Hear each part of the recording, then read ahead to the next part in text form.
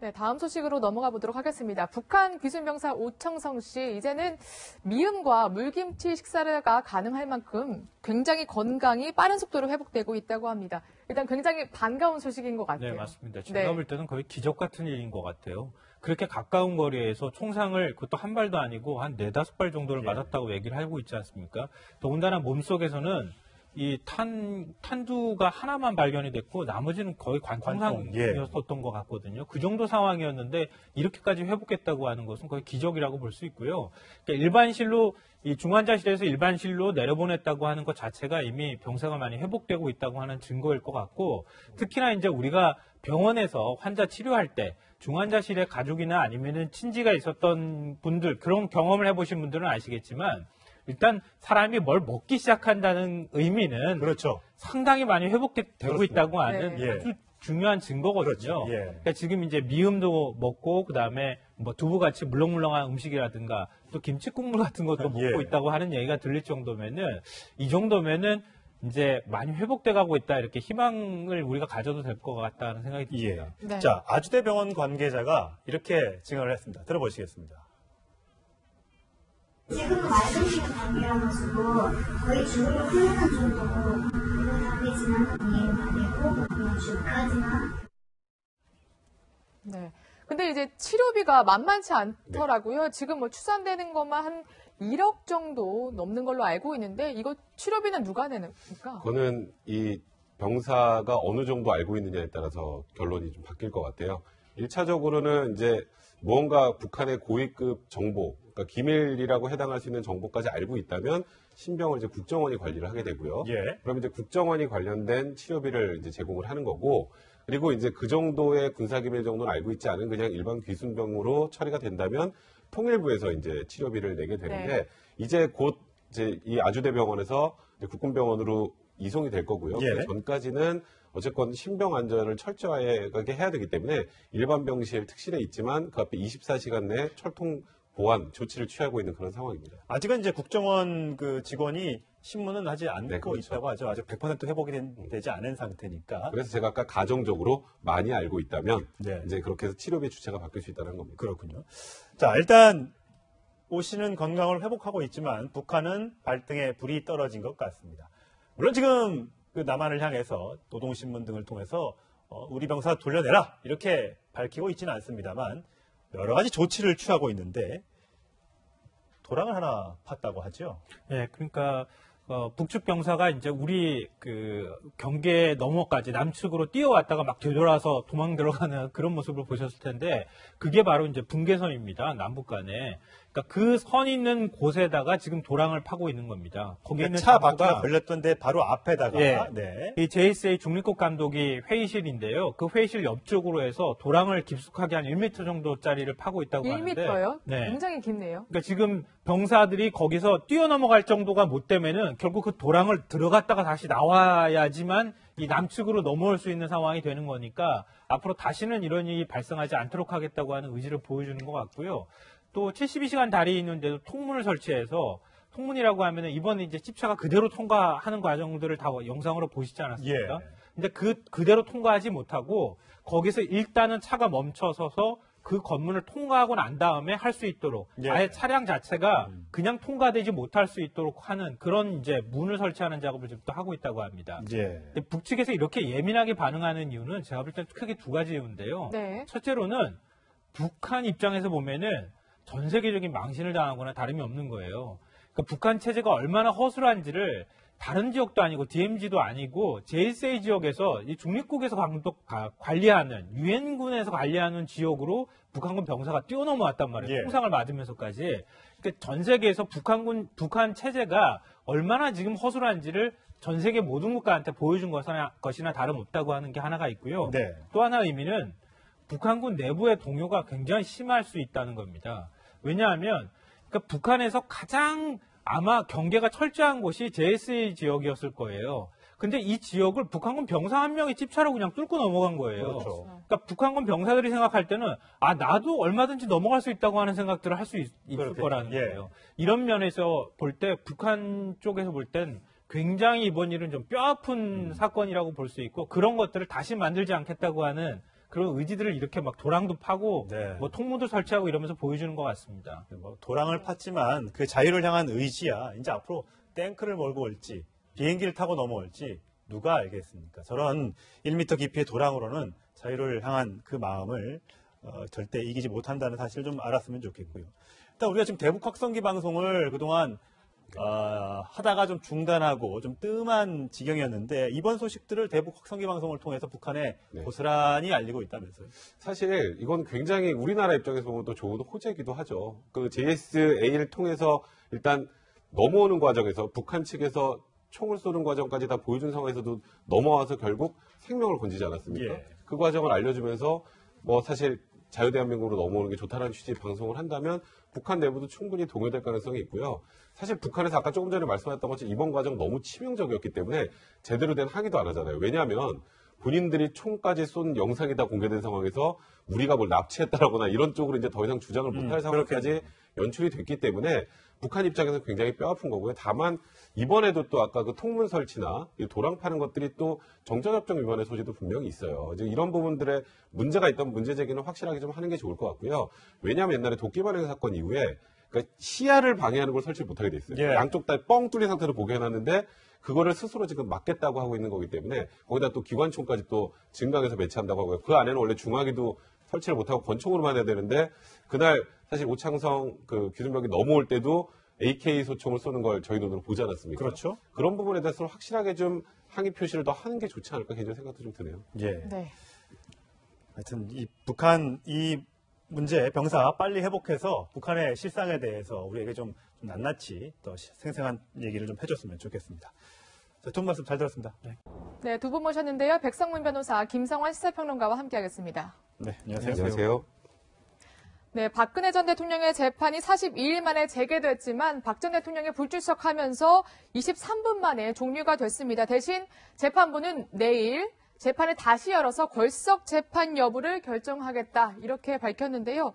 일단 내일도 분명히 박 전 대통령이 안 나올 게 자명한데 오늘 바로 걸석 재판을 정해버리지 않고 이렇게 내일로 한 번 더 미룬 거는 뭐라고 봐야 될까요? 사실 저는 내일도 바로 진행을 할지에 대해서 좀 의문을 가지고 있는데요. 이제 재판부 입장에서 굉장히 부담스러운 게 있어요. 네. 걸석 재판이라는 건 말 그대로 피고인이 없어져서 하는 게 걸석 재판인데 피고인이 지금 엄연히 지금 서울구치소에 있고요. 네. 있는 상황에서 피고인이 없는 상태로 재판을 하게 되면 네. 향후에 또 이제 불공정성에 대한 우려들이 제기가 될 거란 말이에요. 네. 그렇기 때문에 일단 오늘 이제 40일 만에 열렸지만 오늘 바로 걸석 재판을 진행하기는 분명히 무리가 있다라고 저도 생각을 했었는데 지금 예상했던 것처럼 23분 만에 이제 오늘 재판을 마쳤죠. 네. 한 번이나 두 번 정도 소환 요구를 하고 이제 박근혜 전 대통령이 정말 출석하지 않을 것이다라는 게 명확해지는 상황 정도가 되면 이제 쉽게 말해서 사회적으로 정당성을 확보하는 거예요.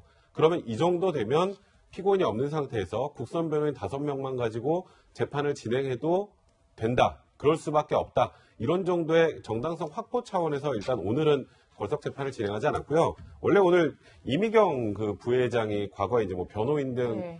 정부 비판적인 영화를 만들어서 경영일선에서 퇴진시켰다라는 의혹과 관련해서 이제 우리 송경식 회장하고 조원동 전 경제수석을 증인신문하기로 했었는데 네. 그것도 일단 다 미뤄진 상황이라고 보시면 될 것 같습니다. 예. 지금 일단 팩스로 불출석 사유서를 제출을 했다고 합니다. 그 내용이 이제 건강상의 이유인데 내용은 이렇습니다. 피고인이 거동이 곤란할 정도의 신병으로 출석할 수 없는 사유, 허리 통증으로 경과를 관찰하고 있고 무릎에 부종이 있는데 처방받아서 약 먹고 있고 그래서 하루에 운동을 30분 정도 바깥에 나가서 하는 운동으로 좀 회복 중이다. 이렇게 얘기를 하고 있는데 불출석할 정도의 건강 상태는 아닌 것으로 현재 뭐 병원에서 진단서도 떼보고 하면 그런데 그럼 이건 또 하나의 또 핑계가 되지 않을까 생각이 좀 들고요. 그러니까 뭐 다 아시다시피 박근혜 전 대통령이 이미 이 재판 보이콧을 하겠다고 하는 의사를 표명하지 않았습니까? 앞으로 재판에 나오지 않을 것이라고 하는 생각들을 우리가 다 했었는데요. 다시 한번 이번에 확인을 해줬다 이렇게 봐야 될 것 같습니다.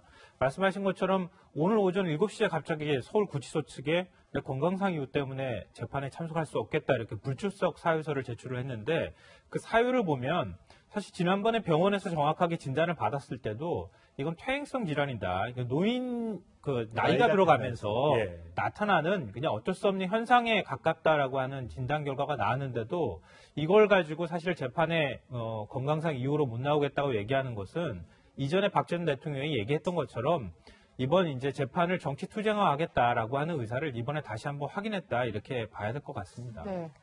네, 지금 속보에 보면 서울구치소가 법원에 강제 인치 불가 보고서를 냈다고 되어 있는데 이게 굉장히 어려운 말이거든요, 변호사님. 그래서 이게 어떤 말인가요? 쉽게 말해서 강제로 재판정에 데려오는 건 안 된다라는 보고서죠. 왜요? 그러니까 이제 뭐 건강상의 이유든 여러 가지 이유로. 그리고 사실 박 전 대통령 같은 경우에는 다른 아마 피고인이었으면 강제로라도 데리고 왔을 겁니다. 구인영장을 발부받아서. 근데 만약에 그런 모양새를 취할 경우에 사실 이게 오히려 더 여론에 좀 안 좋을 가능성도 있고 또 굉장히 지금 말씀하셨던 것처럼 정치 투쟁화하기에 최적화된 환경을 만들어준 상황이 되기 때문에 재판부도 그런 무리수를 쓸 가능성은 별로 없고요. 네. 지금 보기에는 일단은 내일 한번 기를 더 잡고 그래도 나오지 않는 사유 자체가 앞으로 계속 나오지 않을 것이 좀 명백하다고 판단이 되게 되면 그렇게 되면 이제 재판부도 어쩔 수 없이 이제 걸석 재판을 진행해서 일단 이번 재판을 끌고 갈 수밖에 없는 상황이 아닌가. 근데 이거는 사실 전직 대통령이라는 신분의 특수성도 고려가 된 그런 결정이라고 보셔야 될 것 같습니다. 예. 자, 걸석 재판 여부는 내일 가야 최종 결정이 될 것 것으로 보이는데 오늘 박근혜 전 대통령의 변호를 담당한 유영하 변호사 등의 변호인단을 대신해서 변호를 담당하게 될 5명의 국선 전담 변호인들의 면면이 공개가 됐습니다. 제가 사진과 를 준비를 해봤는데 조영건 변호사 가장 나이가 많고요. 60대. 네. 그다음에 나머지 강철구, 남현우, 박승길, 김혜영 변호사. 2명의 여자 변호사와 3명의 남성 변호사. 자, 국선 전담 변호인이라고 합니다. 네. 그리고 그 얘기는 국선 사건만 한다는 거죠. 다른 네, 사건을 그렇죠. 하지 않고. 국선 전담 변호인이 요즘에 굉장히 인기가 많은 직종입니다. 왜 그렇습니까? 저희 쪽에서. 원래 과거에는 정말 이제 공익적으로 특별한 사명을 갖고 계신 분들이 연수를 마치고 나는 국선 변호인을 하겠다 하면 다 됐어요, 옛날에는. 예. 근데 지금은 사실 뭐 여러 가지 측면인데 공익적인 목적으로 국선 변호인을 하시고 싶어 하시는 분들 계시지만 또 하나는 요즘에 변호사 시장이 너무 어려운데 예. 국선 변호인은 좀 그래도 아주 보수가 많지 않아도 안정적인 생활은 가능하거든요. 공무원 비슷한 거죠? 그렇죠. 네. 그러니까 국선만 하면서 나라에서 보수를 받는 거니까. 그래서 그래도 요즘에 불투명한 변호사 시장에서 이 정도면 괜찮다고 해서 요즘에는 연수원에서도 그렇고 로스쿨에서도 그렇고 성적이 굉장히 높은 분들이 국선 신청을 변호인이요? 하고요. 예. 작년 상반기 같은 경우 보니까 10.3대 1? 그러니까 10명 중에 1명만 국선 변호인 선정되는 굉장히 정도니까 높네요. 요즘에는 이제 저희 쪽에서 굉장히 이제 인기 있는 직종 중에 하나인데 이번에 국선 변호인 분들의 이제 면면을 보니까 재판부의 고민이 많이 묻어나는 것 같아요. 국선 변호인이 선정되는데 이렇게 경력이 많은 변호사들 선정 잘 안 합니다. 아, 그래요? 네.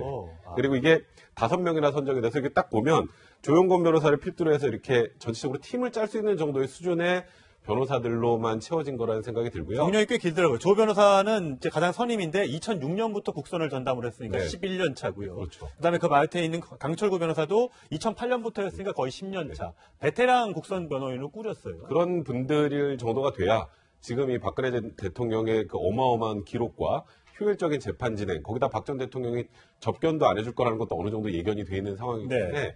이제 만약에 이제 걸석 재판이 진행되면은 이런 생각하시는 분들이 있더라고요. 박근혜 전 대통령이 안 나오면 그냥 일방 진행으로 끝나는구나라고 생각하시는 분들이 있을 텐데 예. 그게 아니고요. 이 국선 변호인 5명이 증인신문상 다 만들어 증인신문을 합니다. 아. 피고인만 없는 거예요. 아. 근데 다만 이런 질문을 해도 되는지에 대해서 박 전 대통령과 교감이 없으니까 아무래도 박 전 대통령에게 참석하는 것보다는 좀 불리하게 돌아갈 가능성이 예, 많지만 예. 이 국선 변호인이 지금 편파적이다, 불공정하다는 우려를 씻기 위해서는 박근혜 전 대통령과 접견을 하지 않더라도 어느 정도 재판 진행을 해줘야 된단 말이에요. 예. 그러다 보니까 재판부에서 좀 고심을 하고 좀 경력이 많은 국선 변호인을 선정한 게 아닌가 싶습니다. 예. 네. 베테랑 변호사를 이제 재판부가 지정해 주긴 했는데 박 전 대통령은 전혀 응답할 의사가 없는 것 같습니다. 방금 전해온 소식에 따르면 이제 조영건 변호사가 그 가장 이제 연차가 높은 변호사죠. 이제 법정에서 호소하기를 11월 13일, 13일, 20날 우리가 박 전 대통령에게 이메일로 좀 접견을 요청한다 이렇게 서신을 보냈는데 3일만 응답이 오고 거절한다는 뜻이고요. 또 13일, 20일은 아예 응답조차 없었다고 하더라고요. 그러니까 지금 이제 재판을 진행하기 위해서는 걸석 재판을 한다고 가정하면 그래도 변호인이 어떻게든 피의자하고 얘기를 해야 되지 않습니까? 네. 그러니까 지금 구치소에 있는 박근혜 전 대통령이 무슨 생각을 갖고 있고 당시에 뭔가 억울한 부분이 있으면은 검찰 진술조서에 나와 있는 또 여러 이제 증인들이 발언한 내용들에 대해서 박 전 대통령이 어떤 생각을 가지고 있고 어떻게 반박할 것이라는 얘기를 들어야 와서 재판에서 제대로 변론을 할 수 있을 텐데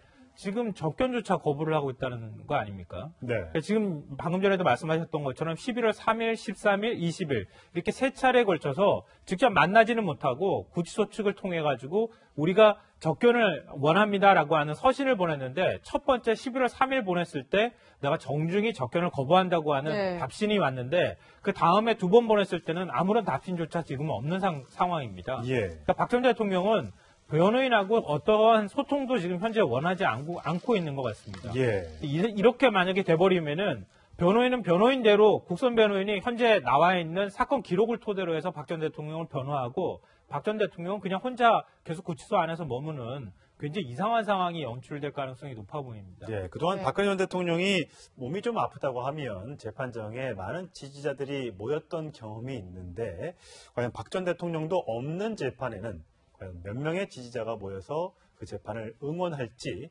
두고 볼 일입니다. 다르지만 이해가 되고 주까지나 네. 근데 이제 치료비가 만만치 않더라고요. 지금 뭐 추산되는 것만 한 1억 정도 넘는 걸로 알고 있는데 이거 치료비는 누가 내니까? 그거는 이 병사가 어느 정도 알고 있느냐에 따라서 결론이 좀 바뀔 것 같아요. 1차적으로는 이제 무언가 북한의 고위급 정보, 그러니까 기밀이라고 해당할 수 있는 정보까지 알고 있다면 신병을 이제 국정원이 관리를 하게 되고요. 예. 그럼 이제 국정원이 관련된 치료비를 이제 제공을 하는 거고, 그리고 이제 그 정도의 군사기밀 정도는 알고 있지 않은 그냥 일반 귀순병으로 처리가 된다면 통일부에서 이제 치료비를 내게 되는데 네. 이제 곧 이제 이 아주대병원에서 이제 국군병원으로 이송이 될 거고요. 예. 그 전까지는 어쨌건 신병 안전을 철저하게 해야 되기 때문에 일반 병실 특실에 있지만 그 앞에 24시간 내 철통 보안 조치를 취하고 있는 그런 상황입니다. 아직은 이제 국정원 그 직원이 신문은 하지 않고 네, 그렇죠. 있다고 하죠. 아직 100% 회복이 되지 않은 상태니까. 그래서 제가 아까 가정적으로 많이 알고 있다면 네. 이제 그렇게 해서 치료비 주체가 바뀔 수 있다는 겁니다. 그렇군요. 자, 일단 오 씨는 건강을 회복하고 있지만 북한은 발등에 불이 떨어진 것 같습니다. 물론 지금 그 남한을 향해서 노동신문 등을 통해서 우리 병사 돌려내라 이렇게 밝히고 있지는 않습니다만 여러 가지 조치를 취하고 있는데 도랑을 하나 팠다고 하죠. 네, 그러니까 북측 병사가 이제 우리 그 경계 너머까지 남측으로 뛰어왔다가 막 되돌아서 도망 들어가는 그런 모습을 보셨을 텐데 그게 바로 이제 분계선입니다. 남북 간에.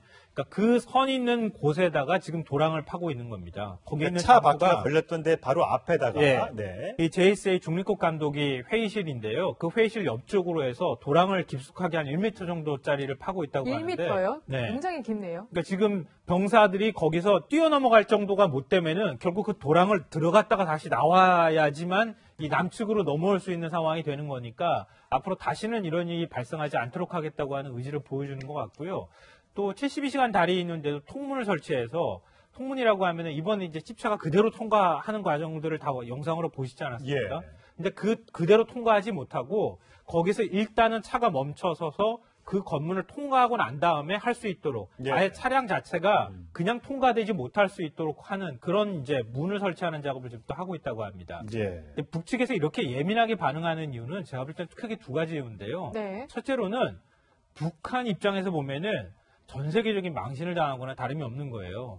그러니까 북한 체제가 얼마나 허술한지를 다른 지역도 아니고 DMZ도 아니고 JSA 지역에서 이 중립국에서 관리하는 유엔군에서 관리하는 네, 다음 소식으로 넘어가 보도록 하겠습니다. 북한 귀순병사 오청성 씨, 이제는 미음과 물김치 식사가 가능할 만큼 굉장히 건강이 빠른 속도로 회복되고 있다고 합니다. 일단 굉장히 반가운 소식인 것 같아요. 네, 맞습니다. 제가 네. 볼 때는 거의 기적 같은 일인 것 같아요. 그렇게 가까운 거리에서 총상을 그것도 한 발도 아니고 한 4-5발 정도를 예. 맞았다고 얘기를 하고 있지 않습니까?